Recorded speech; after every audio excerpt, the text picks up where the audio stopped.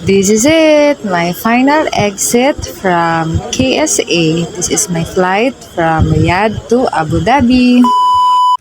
Hi guys, so around 11:45, ayan, nakapila na ako dito sa aming check-in na ng luggage. So, yan, buti na lang, pasok na pasok ng mga luggage ko. 16.7 yan, yung medium ko na luggage.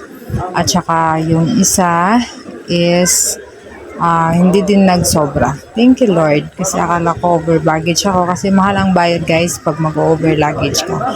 So ang package sa ticket ko is 20, 40 lahat. So pwede dalawang 20 or pwede isang 15 tapos isang 25. Basta overall is 40. So thank you Lord. And then, ayan, tapos na tayo mag-check-in ng luggage. So, yun na yung hand carry ko. At saka, papasok na tayo sa immigration. And then, dito, naghintay na ako ng around 4 hours. Ayan, dito na ako sa gate ko, sa gate 26, naghintay para sa aming flight pa Riyadh to Abu Dhabi. So, connecting ako guys, may layover ako sa Abu Dhabi ng 3 hours. And ayan, nag-charge lang din ako. Yan. And then, this is it. Pasok na tayo ng airplane. So, ayan. Pasok na kami ng airplane nito pa Abu Dhabi. So, ang flight guys from Riyadh to Abu Dhabi is around 2 hours and 45 minutes or 3 hours. Ganon siya. Malapit lang. And then, ayan, papasok na tayo. Nahirapan ako dito sa hand carry ko na bag guys. So, mas better, my advice is mag-hand carry kayo ng backpack para mas madali siya. And then, yung luggage ko parang hindi umiikot yung isang gulong. Kaya, ayan, nahihirapan ako. But, thank you Lord kasi, ayan, pasok na tayo ng airplane.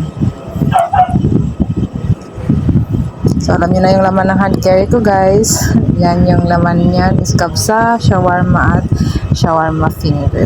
And then, kinuha ko yung laptop kasi akala ko titimbangin yung aking hand carry kasi dapat 7 kilograms lang. Kaya kinuha ko na lang yung laptop ko. And then, nandito na tayo sa ating assigned seat. So, thank you Lord at nasa bintana ako banda. Ayan. Bye-bye, KSA. Let's go.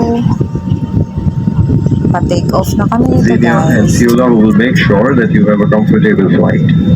At Etihad Airways, your safety is a top priority, and I encourage all of you to pay close attention to the safety demonstration by the cabin crew. Our destination Abu Dhabi is at a distance of 900 kilometers, and we shall be covering this distance in a flying time of 1 hour 25 minutes, subject to air traffic conditions. Welcome on board, and thank you all for choosing to fly with us. Sit back, relax, and enjoy the flight.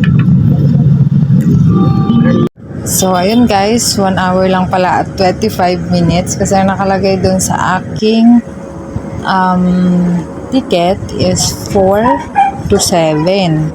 4 a.m. to 7 a.m. So, may time difference pala ang Abu Dhabi at Riyadh. So, ayan. So, yun yung snack na binigay nila sa amin during our flight. So, ayan yung aking nakuha sa my window.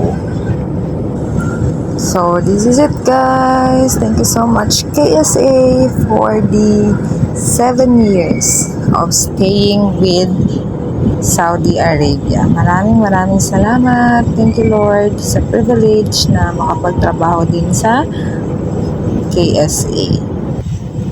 Thank you Lord for everything. Ayan. Bye-bye Riyadh. Bye-bye KSA. So blessed sa country na ito. Sobra. Thank you Lord. Ayan. Paalis na tayo guys. So after 1 hour and 25 minutes, nandito na tayo sa Abu Dhabi. So hanapin ko na lang yung gate kung saan ako pupunta kasi lilipat lang kami ng aeroplano, siguro mas malaki. So, ayan, hanapin lang muna natin. So, yung 3 hours na layover, guys, sakto lang sa paghahanap ng gate.